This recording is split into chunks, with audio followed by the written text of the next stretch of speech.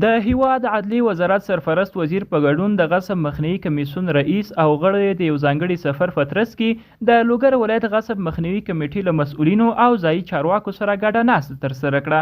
په همدې حال کې د کمیسیون غړو یو په بل پسې د غصب مخنیوي په اړه خبرې وکړې او خپلې لاسته راوړنې د یاد ولایت له ولایتي چارواکو سره شریکې کړې چې د اسلامي امارت له راتګ وروسته 1100 جریبه ځمکه له غصب څخه خلاصه کړي او شاوخوا 13 میلیونه جریبه ځمکه اماراتي تثبیت کړې ده.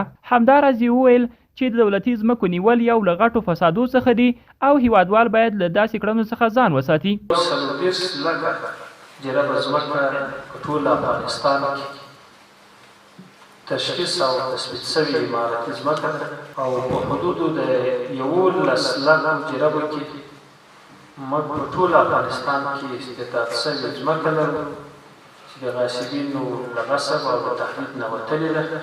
له بل پلوه د غصب مخنیوي کمیسیون رئیس د ولایتي کمیټې له مسؤلینو څخه وغوښتل چې خپل کار په پوره اخلاص او ښه بڼه سره ترسره کړي ترڅو د دولتي ځمکو تثبیت ترسره شي.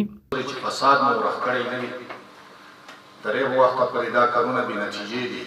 نه به مو اقتصاد وده وکړي او نه به مو خلک په آرام شي او نه به مو مسؤلین په آرام شي. ورته مهال د لوګر غصب مخنیوي کمیټې رئیس او غړو پوره ژمنه وکړه چې کارونه به په ښه شان سره ترسره کوي او چاته به اجازه ورنه کړي چې دولتي ځمکې غصب کړي. پوره کامل اطمینان برای شما میدیم که ما و رئیس وزارت و سایر کارکنان که از کماندانس امنیت گرفته تا استخبارات تا هم مسئولینی که در این ولایت هستیم ما در خدمت شما هستیم. د یادولو وړ ده چې د غصب تخنیکی کمیټې تر جوړېدو وروسته تر اوسه په لوګر ولایت کې 25,000 جریبه ځمکه د غاصبینو له منګولو آزاده کړې ده.